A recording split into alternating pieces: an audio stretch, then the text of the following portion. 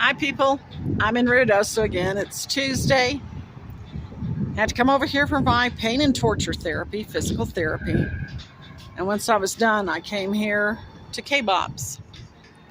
Because I was in the mood for a hamburger. I had a delicious green chili and cheese hamburger in there with sweet potato fries. I don't usually eat burgers, but for some reason I was in the mood for meat. It has not rained yet today in Ruidoso, but a little sprinkling. But I wanted to show you all. Now this is where when the flash floods happen, this is one area, if you're coming to visit Ruidoso, that will and does flash flood. And it concerns me to see all these people. I see a Juarez plate or a Mexican plate. I see several Texas plates and some New Mexico plates parked down here in the parking lot, and that is not the place to park. All these vehicles down here would get flooded in a big flash flood. Instead, the thing to do is to park up high over here, or park up high over here. I parked up over here.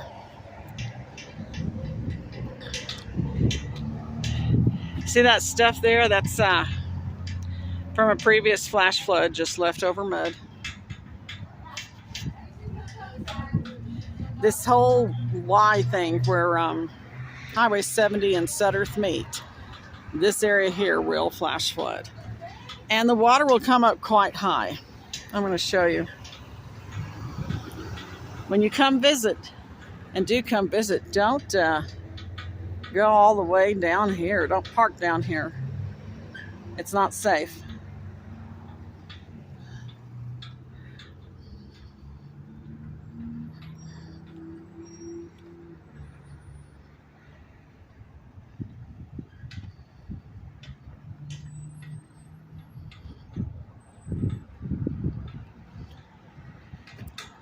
Look at all those clouds.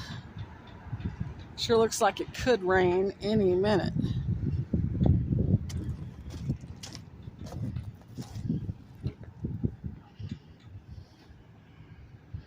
That whole area floods. Not safe. Don't park there. See how this comes uphill? Park up here. Much better. I wonder what Barlene's dinner show is.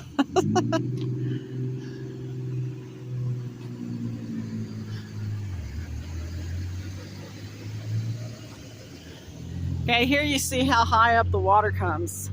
See this debris? That's how high up the water comes when it flash floods.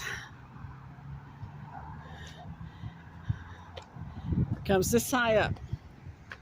That Barnes dinner show is in the way, but that shows you how much it'll flood down lower. Of course, then it goes all the way down there and floods all those vehicles. They've already been flooded. K-Bob's is delicious.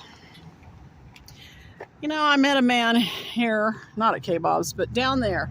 I stopped in an Allsups the other day when I was here. It was late in the evening after I come for PT. It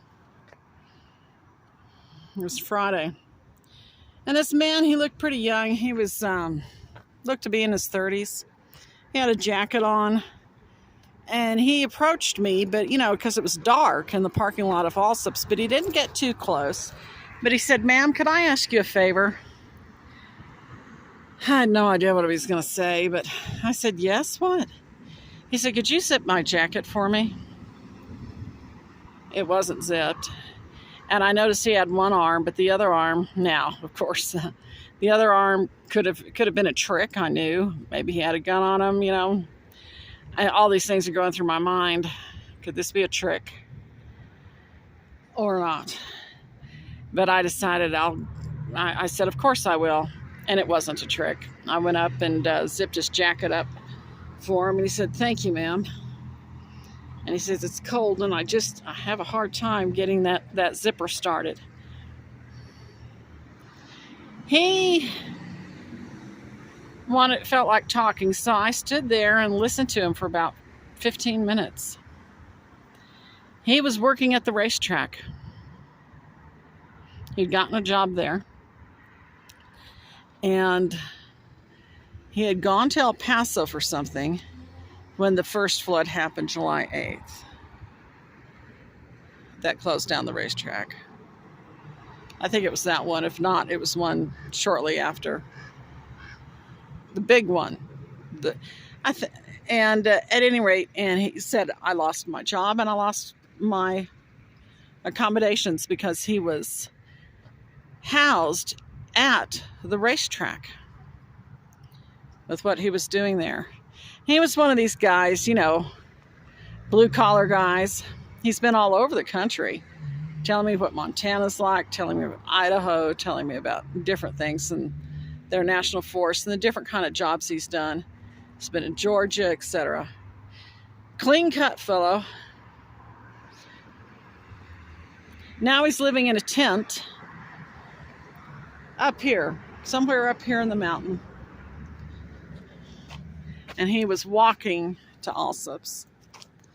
And then once we finished talking, he walked right back to behind Allsup's, and he's up there, beyond there on a hill somewhere.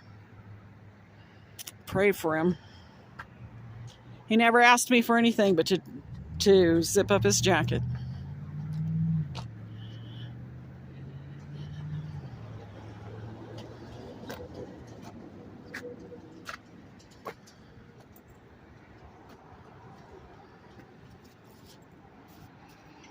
Bye-bye from Ruidoso.